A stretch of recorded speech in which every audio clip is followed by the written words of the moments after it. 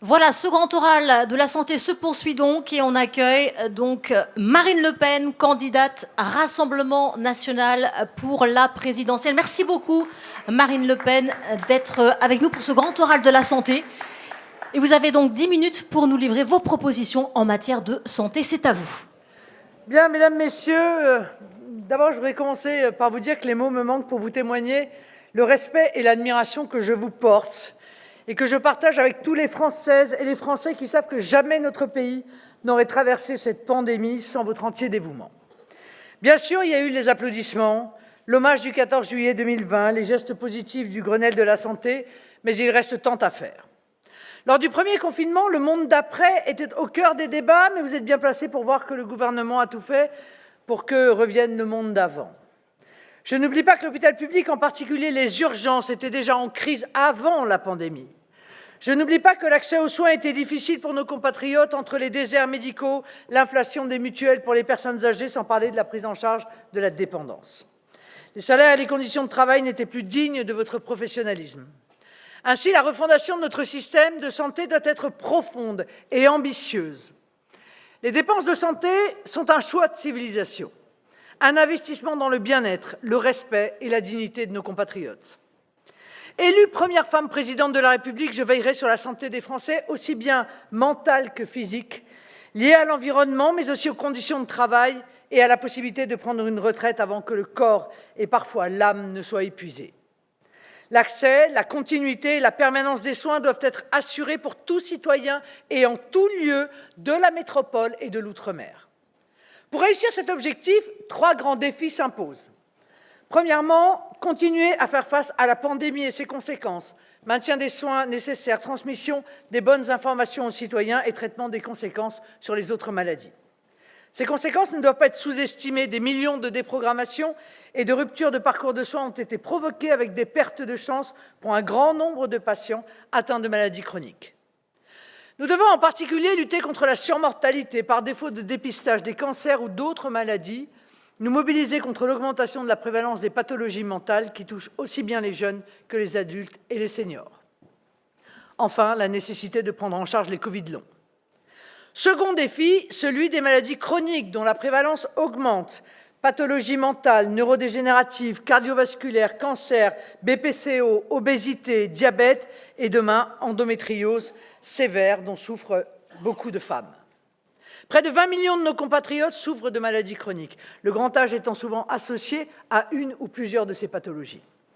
Ces maladies chroniques appellent le dépistage précoce, la prévention et l'éducation thérapeutique. Je pense aussi à l'amélioration des conditions de vie, valoriser le sport et l'exercice physique, une alimentation de qualité et lutter contre les addictions, un accès régulier aux soins pour traiter avant que les pathologies ne deviennent trop lourdes. Enfin, troisièmement, le défi du vieillissement de la population. 600 000 résidents sont aujourd'hui en EHPAD et 100 000 résidents de plus sont attendus d'ici 2030, toujours plus dépendants. Près de 2,5 millions de personnes âgées sont fragiles et à risque de perte d'autonomie. Tout doit être mis en œuvre pour prévenir cette dépendance et maintenir nos aînés à domicile. La prise en charge de la dépendance reste un impensé des gouvernements qui ont beaucoup promis, mais bien peu avancé. Les récentes révélations sur les pratiques intolérables dans certains EHPAD montrent que l'essentiel reste à faire. Pour réussir à relever ces grands défis, l'offre de soins doit être adaptée, répondre aux besoins et carences de notre système de santé dans ses 2 composantes principales, le secteur des soins hospitaliers et le secteur des soins ambulatoires. Ces 2 secteurs sont liés au niveau de leur interface représentée par les urgences hospitalières. L'insuffisance de la prise en charge en ville des soins non programmés et l'insuffisance de la permanence des soins ambulatoires conduisent à une fréquentation accrue et inappropriée des urgences hospitalières. Le nombre de passages aux urgences a doublé en 20 ans, avec plus de 20 millions de passages par an, près de la moitié de ces passages relevant de soins ambulatoires. Mon programme prévoit donc un renforcement de ces 2 secteurs, avec transformation préalable et profonde de la gouvernance sanitaire. Une gouvernance décentralisée, opérant à un niveau départemental, voire intercommunal, à l'échelle des bassins de vie. Les ARS, agences régionales de santé, bureaucratiques et comptables, seront supprimés. Les préfets de département se verront confier le rôle principal de tutelle.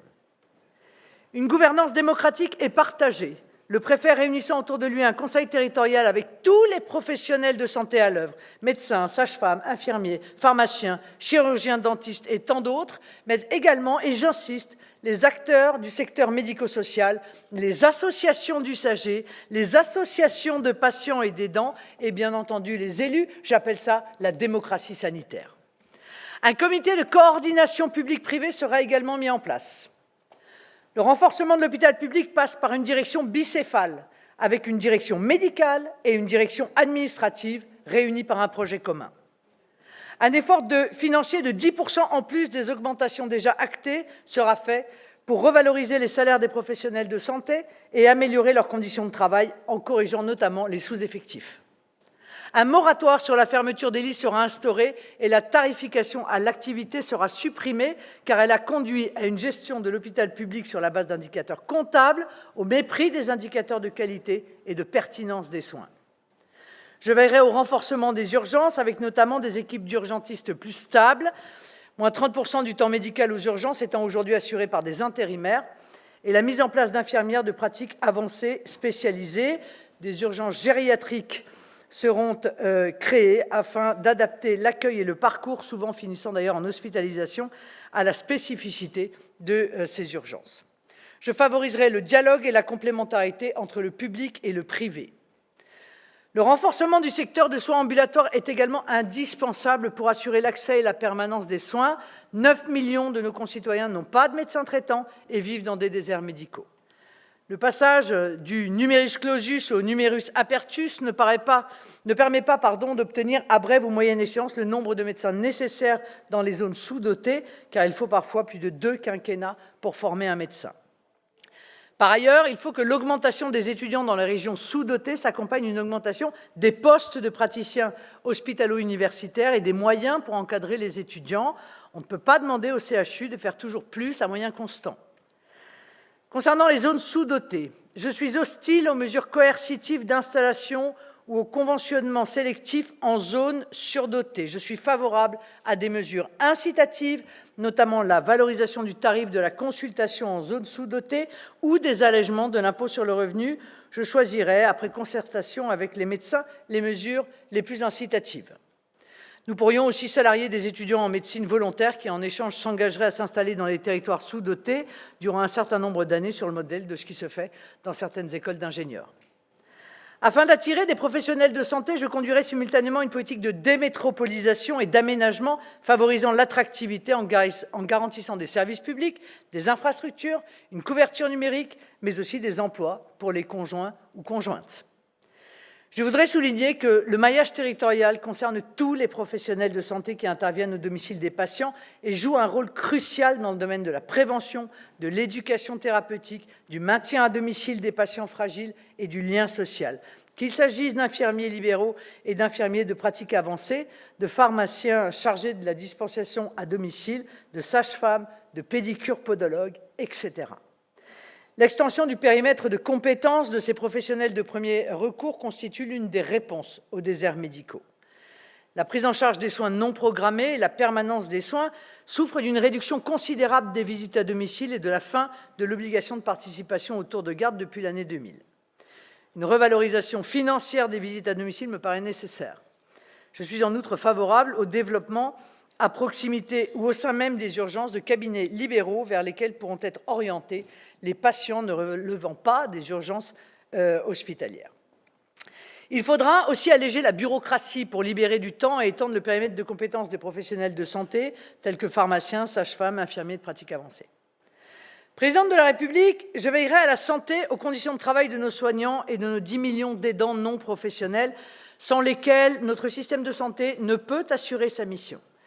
J'ai évoqué la nécessaire revalorisation intellectuelle et salariale des infirmières de 10% pour être au niveau européen, ainsi que la correction urgente des sous-effectifs hospitaliers. J'ai également fait des propositions concrètes et chiffrées concernant le soutien à apporter aux aidants non professionnels en termes de congés aidants jusqu'à 12 mois et de compensation des pertes salariales. Enfin, il y a urgence à apporter des solutions en faveur de la santé mentale, avec une loi santé mentale et psychiatrie. La prévalence des troubles anxio-dépressifs croît de façon alarmante dans notre pays et je rappelle que le taux de suicide en France est supérieur à la moyenne des pays de l'OCDE avec plus de 9000 suicides par an.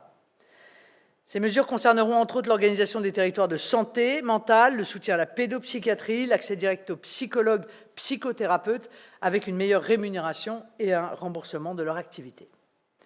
Autre grand défi à venir, la loi Grand Âge et Autonomie, qui n'a toujours pas vu le jour malgré toutes les promesses qui ont été faites.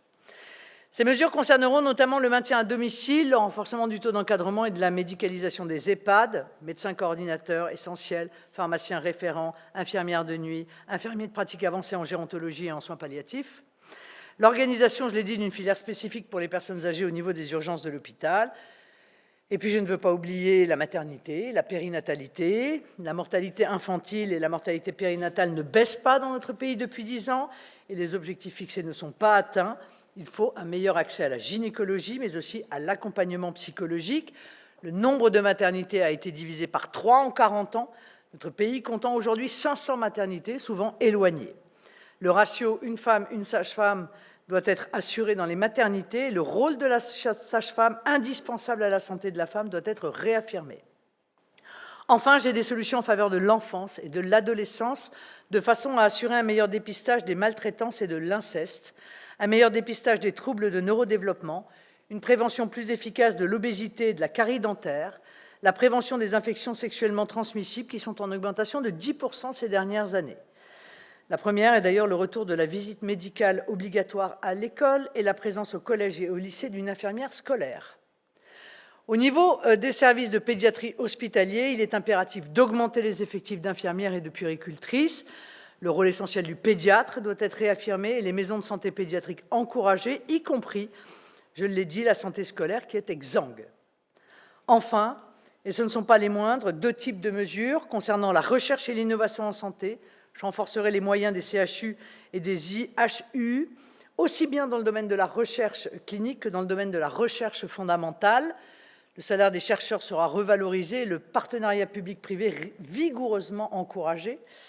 Le rétablissement total de la souveraineté sanitaire de notre pays sera l'une des grandes priorités de mon plan de réindustrialisation, en particulier l'approvisionnement en matériel et en médicaments critiques, ainsi que la constitution de stocks suffisants. Je n'hésiterai pas à mettre en place des chaînes de production pharmaceutique sous pilotage public sur le modèle de la pharmacie centrale des armées, qui produit notamment les comprimés d'iode. En conclusion, 3 principes guideront mon action dans le domaine de la santé: évaluation territoriale des besoins, gouvernance territoriale partagée et primauté de la prévention. Je vous remercie et je suis à votre disposition pour répondre à vos questions. Merci beaucoup Marine Le Pen. Effectivement, il y a des questions des professionnels de la santé qui vont arriver. 2 questions qui ont été tirées au sort pour chaque candidat. Et on va tout de suite écouter la première question pour vous. Bonjour, je suis le docteur Françoise Rimarex, chirurgien et directrice médicale de Gustave Roussy, premier centre européen de lutte contre le cancer. L'IGR est l'un des centres les plus performants en termes de recherche. Nous prenons en charge plus de 50 000 patients par an avec des pathologies lourdes et complexes. Mais nous avons dû fermer des lits par manque de personnel infirmier. Nous sommes en train de modifier nos organisations de soins pour pouvoir accueillir tous les patients avec moins de personnel, plus de chirurgie ambulatoire, des chimiothérapies à domicile. Depuis la crise Covid, le mode de financement par la T2A a été gelé, nous permettant de maintenir notre activité. Mais si l'on retourne à la T2A, comment ferons-nous pour assurer cette activité avec moins de personnel ? En plus, les tarifs diminuent chaque année afin de respecter un Ondam qui est en baisse constante depuis 20 ans, alors que nous prenons en charge des patients de plus en plus âgés et complexes, nécessitant une médecine personnalisée, impossible à valoriser avec la T2A. La T2A n'est pas adaptée aux prises en charge complexes comme les maladies chroniques, les personnes fragiles en fin de vie. Que pensez-vous de ce mode de financement pour les établissements de santé ? L'autre enjeu pour Gustave Roussy est de continuer à être un centre de recours où l'on traite des patients non traitables ailleurs grâce à l'innovation thérapeutique qui est au cœur du soin. Quel type de budget sera alloué à ces activités qui coûtent très cher ? Voilà, 2 questions pour vous, Marine Le Pen, votre réponse. Bon, je vous l'ai dit, hein, j'ai dit mon opposition à la T2A. La dégradation de l'hôpital tient d'ailleurs pour une large part à des réformes comptables et non pour améliorer les soins, notamment sous la tutelle des ARS, dont je vous ai annoncé la disparition si je suis élu. Dans ce système, les recettes de l'activité déterminent les dépenses. Par ailleurs, ce système de tarification, ça a été dit, n'est pas adapté à la prise en charge de nombreuses pathologies, et notamment psychiatriques d'ailleurs, dont on parle peu. Les établissements psychiatriques ne l'utilisent pas, les maladies, par exemple, chroniques complexes ou les polypathologies.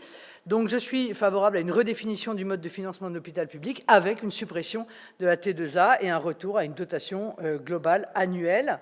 Un certain nombre de mesures prises pour l'hôpital dépendent de l'activité, donc de la T2A, difficile effectivement à maintenir en période de pénurie de personnel et de fermeture de lits, ça vient d'être évoqué. Quant à l'ONDAM, là aussi, hein, c'est un indicateur comptable, donc les mêmes causes entraînent évidemment les mêmes effets. La politique de rabot appliquée dans de nombreux domaines vise à diminuer l'offre pour diminuer la demande, ce qui est tout de même un fonctionnement assez particulier et non selon les besoins de santé. Donc il faut passer, je l'ai dit tout à l'heure, à des indicateurs de qualité et de pertinence des soins. Il faut changer de paradigme. La santé humaine doit être envisagée comme un investissement et la primauté doit être donnée à la prévention. Et je pense que nous manquons d'un pilotage stratégique et d'une coordination des acteurs pour la recherche et l'innovation, aussi bien pharmaceutiques que les biotechnologies et les dispositifs médicaux de pointe. Espérons, puisque ça vient d'être créé, que ce pilotage sera assuré efficacement par la future agence de l'innovation en santé. Après tout, le pire n'est pas toujours sûr. Peut-être aurons-nous des bonnes surprises. Il faut ensuite, je le crois, un financement pérenne de la recherche fondamentale et de la recherche clinique.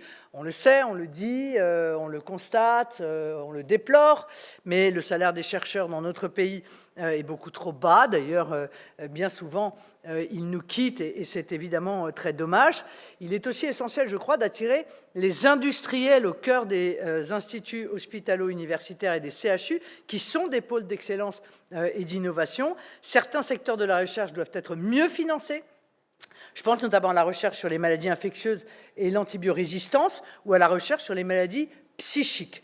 Et dans le domaine des dispositifs médicaux, je veillerai à soulager ce secteur du carcan administratif et réglementaire qu'il paralyse, parce que le temps d'avoir l'autorisation, bien le dispositif en question, en général, est obsolète tellement c'est long. Les plateformes de données de santé, qui jouent un rôle important dans la recherche en santé, doivent, je crois, être développées, organisées, mais contrôlées aussi.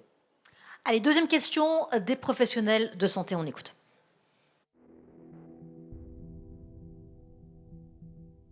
Je m'appelle Philippe Gouet, je suis kinésithérapeute, président du conseil départemental de Loir-et-Cher, président de la commission santé de l'Association des départements de France. Le département de Loir-et-Cher est particulièrement impacté par le manque de professionnels de santé. L'insuffisance de l'offre de soins ne concerne pas que les médecins, mais toutes les spécialités médicales et paramédicales. En tant que kinésithérapeute, j'y fais face au quotidien. Bien que je travaille 12 heures par jour, je me vois dans l'obligation de refuser des soins régulièrement. De nombreux autres départements souffrent du manque de soignants. La désertification médicale et paramédicale, libérale et hospitalière gagne du terrain, avec des zones rurales plus particulièrement touchées. Les inégalités de soins contribuent plus généralement aux inégalités de santé. Nous observons ainsi des disparités spatiales marquées en termes d'espérance de vie, avec des régions particulièrement défavorisées comme les Hauts-de-France ou la région Centre-Val de Loire. La question de l'accès aux soins de proximité est un enjeu majeur afin de répondre aux besoins de la population, aux défis du vieillissement et de la prise en charge des pathologies chroniques. Face à ce constat préoccupant, quelle réponse apportez-vous pour réduire les inégalités d'accès aux soins et de santé en France ? Alors, vous avez raison d'ailleurs de dire qu'en réalité, il y a deux grands types d'inégalités. Il y a les inégalités sociales et les inégalités territoriales. Mais je suis obligé de constater que les déserts médicaux ne se situent pas seulement dans la Creuse ou en Ardèche. Il existe aussi dans nos métropoles, dans nos banlieues, dans nos territoires ultramarins. Et puis, après tout, l'hôpital public aussi est un désert médical. Monsieur le Président, j'ai eu l'occasion plusieurs fois de vous citer. Les EHPAD sont des déserts médicaux. L'éducation nationale est un désert médical. Donc il n'y a pas assez de médecins et nous n'en formons toujours pas assez, en particulier dans les régions sous-dotées. Donc il faut plus de postes de praticiens hospitalo-universitaires et des moyens pour encadrer et former les étudiants. Et concernant, je vous l'ai dit, les zones sous-dotées, moi je suis contre la coercition. Je pense que ça ne fonctionne pas. Je suis favorable à des mesures incitatives. On en discutera ensemble le moment venu. Et puis après, il y aura évidemment un débat pour savoir quelles sont les mesures les plus incitatives, celles qui permettent de donner envie à des médecins de venir travailler dans des zones sous-denses. Mais pour attirer les médecins et les professionnels, il faut aussi une politique d'aménagement du territoire. Je veux dire, il n'y a pas que le travail ou éventuellement la rémunération qu'on peut en tirer. Il y a la vie autour.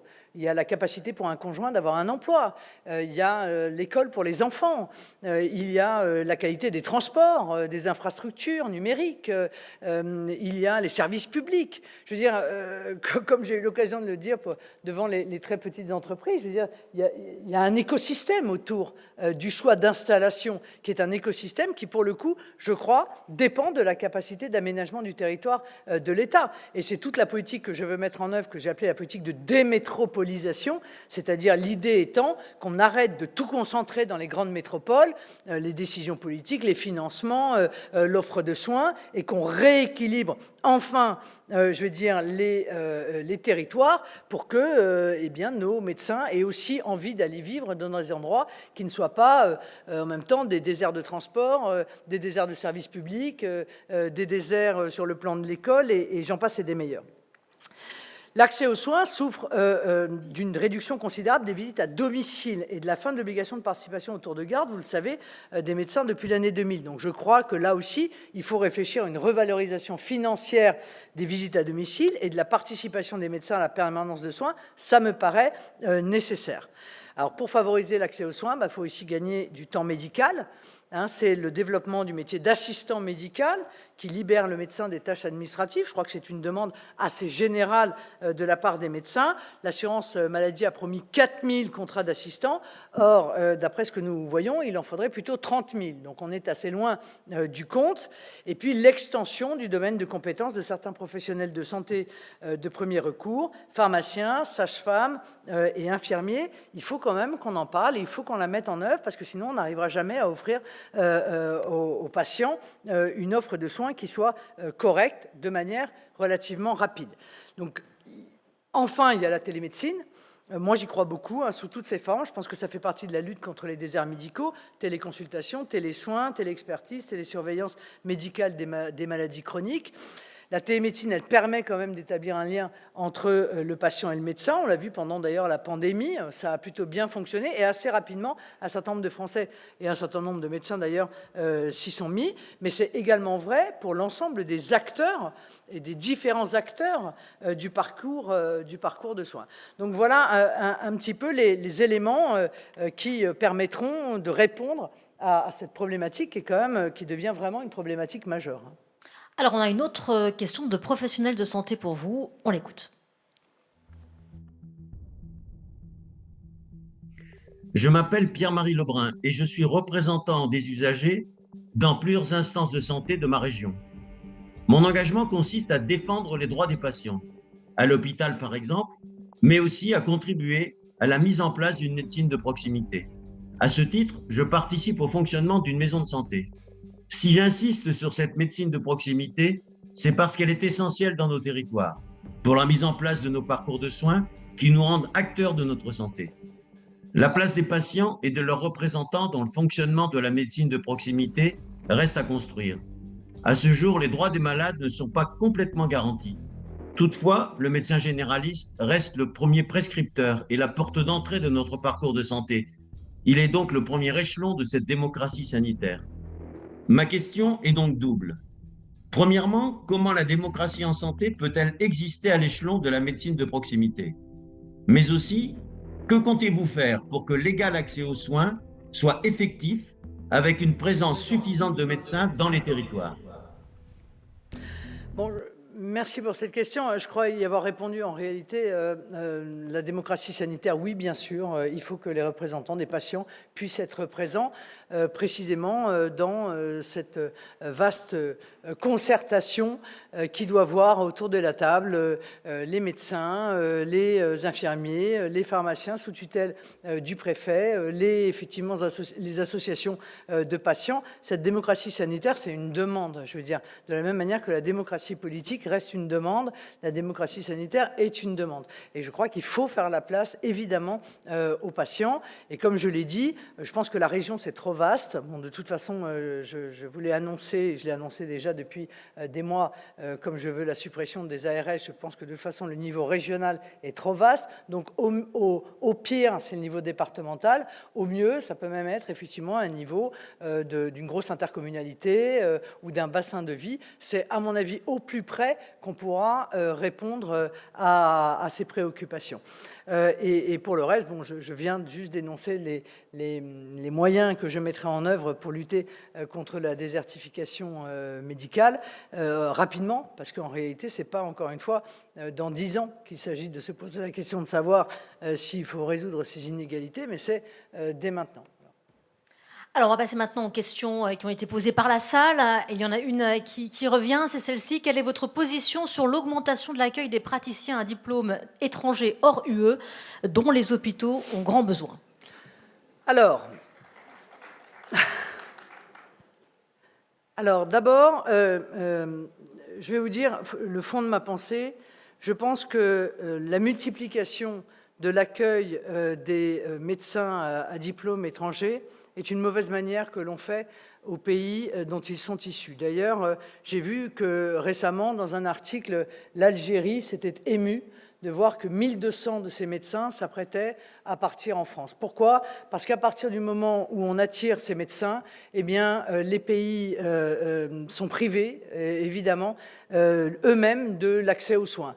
Donc, sachant qu'il y a encore quelques années, il y avait plus de médecins béninois en France qu'il n'y en avait au Bénin, eh bien, c'est la population béninoise qui, évidemment, paye le prix lourd de cette stratégie qui a consisté pendant des années à faire venir des médecins étrangers plutôt que de former des médecins français. Donc je pense que c'est vraiment, encore une fois, une mauvaise manière si on veut que les pays, notamment les pays du Maghreb ou les pays africains, puissent développer, monter en gamme sur la santé qu'ils offrent à leur population.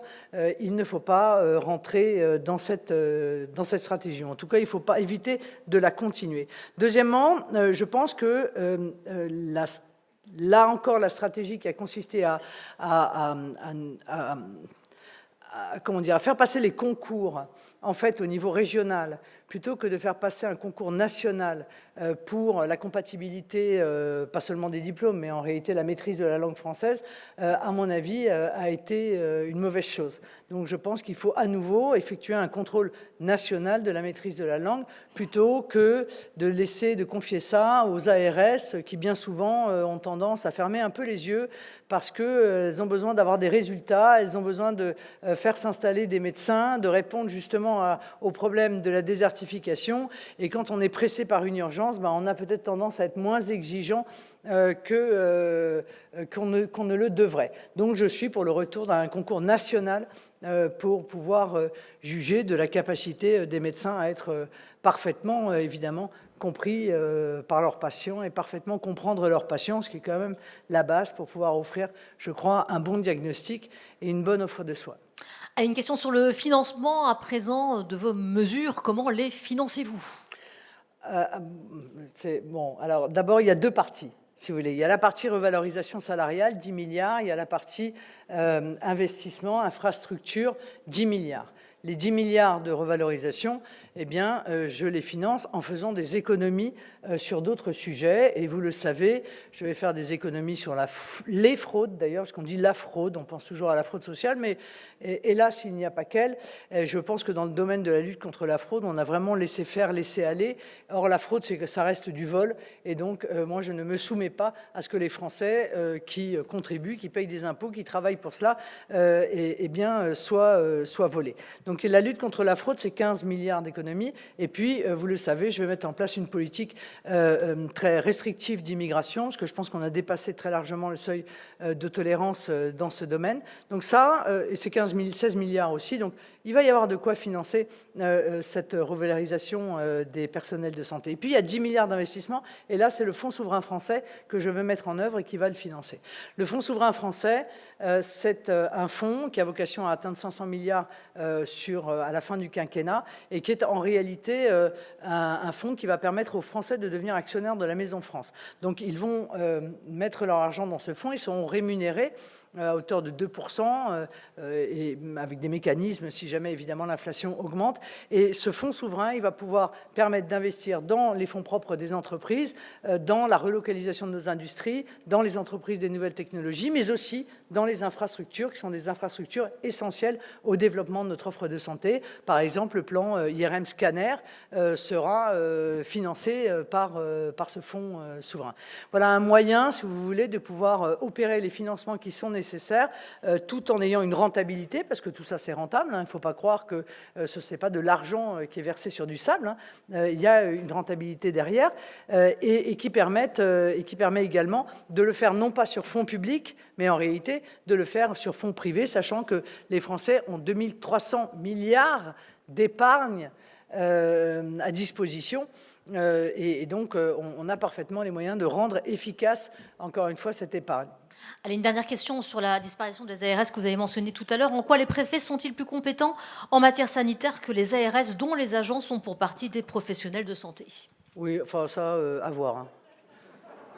Pardon, mais enfin, je veux dire, moi, ce que j'en ai vu, bon...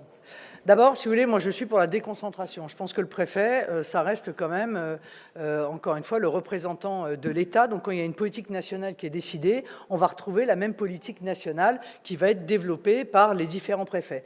Objectivement, c'est pas ce que j'ai vu pour les ARS. Hein. Ça partait absolument dans tous les sens. Chaque patron d'ARS avait son petit avis, avait considéré que sa stratégie était la bonne et que celle du voisin n'était pas la bonne. Il y avait des décisions qui étaient acceptées par des ARS, d'autres qui étaient refusées, la même qui était refusée par l'ARS d'à côté. Je suis désolé, mais moi, ça ne m'allait pas du tout. Je pense qu'ils sont inefficaces. Tout ça est très lourd, coûte une fortune. Et l'intérêt du préfet, c'est qu'il est un coordinateur. Donc, il porte une politique nationale, mais il est le coordinateur, encore une fois, des professionnels de santé et accessoirement aussi des représentants des patients, des professionnels d'ailleurs, des professionnels de toute la santé. Et ça aussi, moi je crois beaucoup à ça. Je pense qu'il ne faut pas laisser de côté un certain nombre de personnels de santé. J'ai beaucoup de respect bien entendu pour les médecins, mais il n'y a pas que les médecins. Et s'il n'y avait que les médecins d'ailleurs, notre système de santé serait en grande difficulté. Donc il faut que l'ensemble des professionnels de santé soient là. Donc croyez-moi que quand on voit la manière dont ont fonctionné les ARS, je crois qu'on n'aura vraiment aucun regret à les voir disparaître. Merci beaucoup Marine Le Pen d'être venue Merci dans à ce vous. grand Merci. oral de la santé. Merci. Merci à vous.